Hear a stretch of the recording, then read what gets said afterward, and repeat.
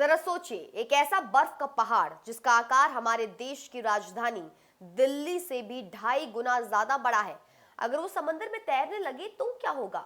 अंतरिक्ष में घूम रहे सेंटिनल-2 सैटेलाइट ने ऐसी तस्वीरें भेजी हैं जो किसी हॉलीवुड फिल्म के क्लाइमैक्स जैसी लगती हैं।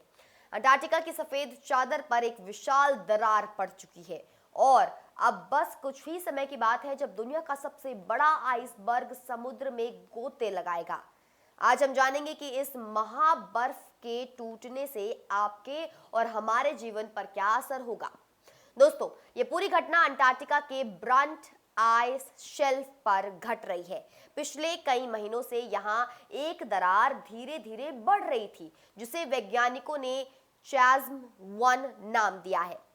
अब ये दरार इतनी चौड़ी हो चुकी है कि करीब 1500 से 1600 वर्ग किलोमीटर का इलाका मुख्य ग्लेशियर से अलग होने की कगार पर है। तुलना के लिए बता दूं कि दिल्ली का कुल क्षेत्रफल लगभग 1484 वर्ग किलोमीटर है, यानी दिल्ली जैसा 2.5 गुना बड़ा शहर बर्फ के रूप में समुद्र में बहने जा रहा है। यूरोपीय अंतरिक्ष एजेंसी के सेंटिनल-2 सैटेलाइट ने जब इसकी हाई रेजोल्यूशन तस्वीरें ली तो पता चला कि ये दरार हर दिन कई मीटर की रफ्तार से बढ़ रही है। वैज्ञानिक इसे ग्लोबल वार्मिंग का सीधा असर मान रहे हैं। दुनिया का बढ़ता तापमान समुद्र के पानी को गर्म कर रहा है, जो नीचे से इन विशाल आइस शेल्फ को पिघलाकर कमजोर कर रहा है।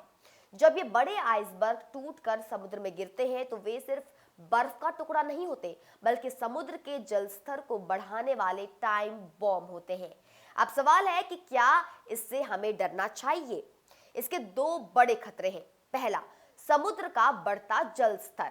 अगर इसी रफ्तार से बर्फ पिघलती रही और बड़े आइसबर्ग टूटते रहे तो आने वाले दशकों में दुनिया के कई तटीय शहर जैसे मुंबई, न्यूयॉर्क और लंदन जलमग्न होने के कगार पर आ जाएंगे।